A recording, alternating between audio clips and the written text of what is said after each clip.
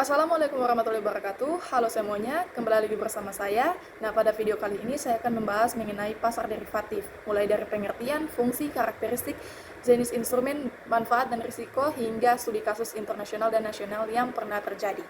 Melalui pembahasan ini, kita akan memahami bagaimana pasar derivatif bekerja, manfaat yang diberikan bagi dunia keuangan, serta risiko besar yang dapat muncul apabila instrumen ini disalahgunakan. Nah, pasar derivatif adalah pasar yang memperdagangkan kontrak keuangan yang nilainya berasal dari aset lain, yang disebut sebagai underlying asset. Nah, underlying asset ini dapat berupa saham, obligasi, mata uang, komoditas maupun indeks saham. Yang diperjualbelikan bukanlah aset secara langsung, melainkan kontrak yang nilainya mengikuti pergerakan harga aset dasar tersebut. Sebagai contohnya, seseorang dapat membuat kontrak berdasarkan harga emas di masa depan tanpa harus memiliki emas tersebut secara fisik. Karena itu, pasar derivatif ini menjadi salah satu instrumen penting dalam sistem keuangan modern. Pasar derivatif juga memiliki beberapa fungsi utama. Pertama adalah hedging atau lindung nilai. Fungsi ini digunakan untuk melindungi aset dari perubahan harga yang tidak terduga. Kedua adalah spekulasi, yaitu memanfaatkan perubahan harga untuk memperoleh keuntungan. Ketiga adalah arbitrase, yaitu mencari keuntungan dari perbedaan harga suatu aset di pasar yang berbeda. Dan yang terakhir adalah price discovery, yaitu membantu pembentukan harga yang lebih efisien dan transparan di pasar. Dengan berbagai fungsi tersebut, pasar derivatif ini memiliki peran penting dalam aktivitas ekonomi dan investasi. Pasar derivatif memiliki beberapa karakteristik khusus. Pertama, yaitu nilainya selalu bergantung pada aset dasar atau underlying asset.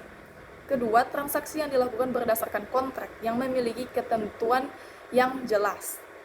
Ketiga, itu adanya penggunaan leverage, yaitu kemampuan mengendalikan aset bernilai besar hanya dengan modal yang relatif kecil. Namun leverage ini juga menjadi sumber risiko yang tinggi.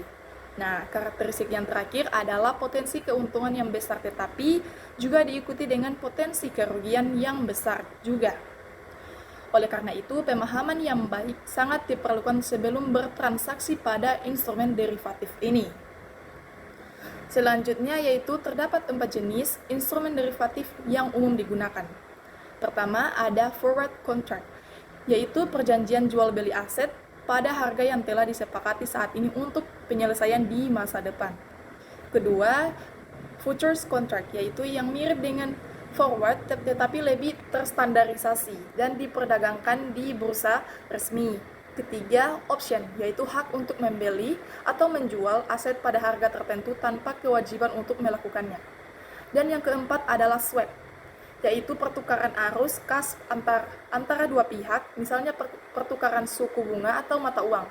Instrumen-instrumen ini banyak digunakan oleh perusahaan, bank, maupun investor untuk mengelola risiko dan kebutuhan keuangan mereka.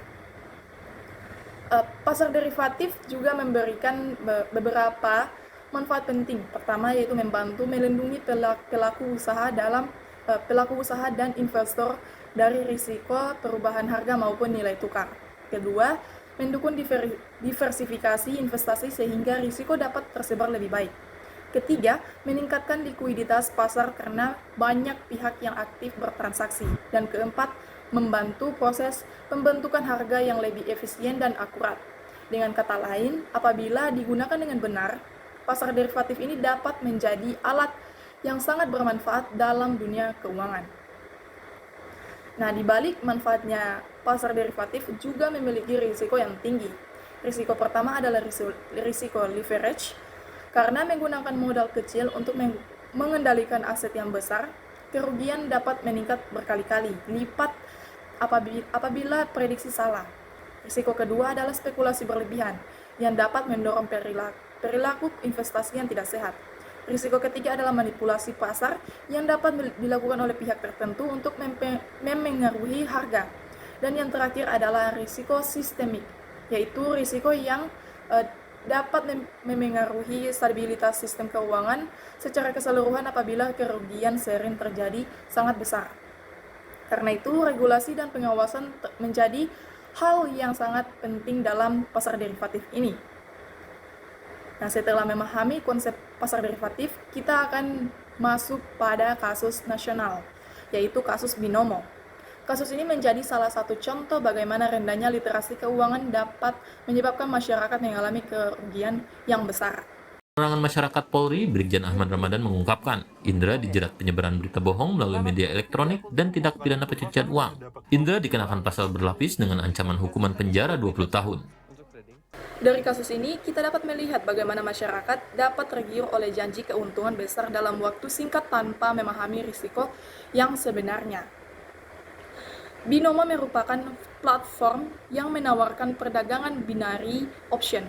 Dalam sistem ini, pengguna hanya diminta menebak apakah harga sesuatu aset akan naik atau turun dalam waktu yang sangat singkat. Apabila tebakan benar, pengguna memperoleh keuntungan. Namun, apabila salah, seluruh modal yang digunakan dapat hilang. Nah, banyak masyarakat yang mengalami kerugian karena tergiur janji keuntungan cepat, minim pemahaman mengenai risiko, serta pengaruh promosi dari sejumlah influencer. Kasus binomo juga menunjukkan pentingnya literasi keuangan sebelum melakukan investasi.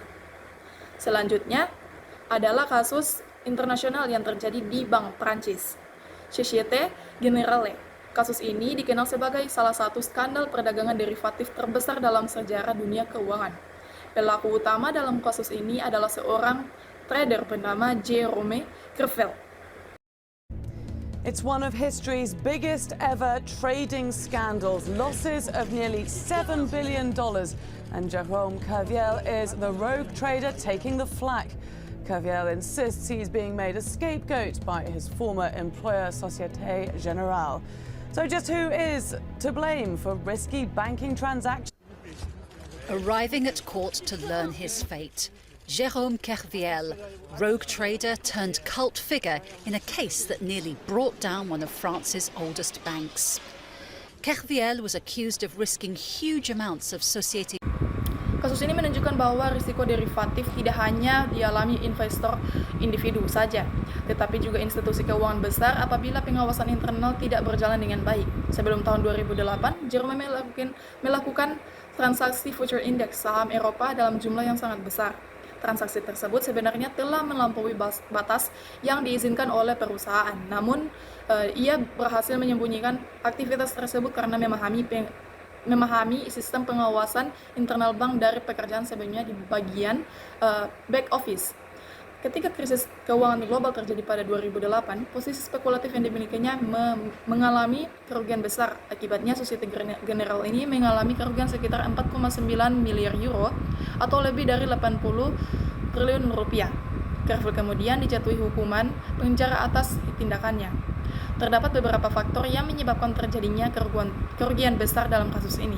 Pertama adalah penggunaan leverage yang sangat tinggi. Kedua adalah lemahnya sistem pengawasan internal sehingga transaksi mencurigakan tidak terdeteksi lebih awal. Ketiga adalah penyalahgunaan wewenang oleh pelaku. Dan yang terakhir adalah spekulasi berlebihan tanpa perlindungan risiko yang memadai. Kasus ini menjadi pelajaran penting bahwa sistem kontrol internal harus selalu diperkuat untuk mencegah terjadinya penyalahgunaan dalam perdagangan derivatif. Nah, demikianlah pembahasan mengenai pasar derivatif beserta studi kasus nasional dan internasionalnya.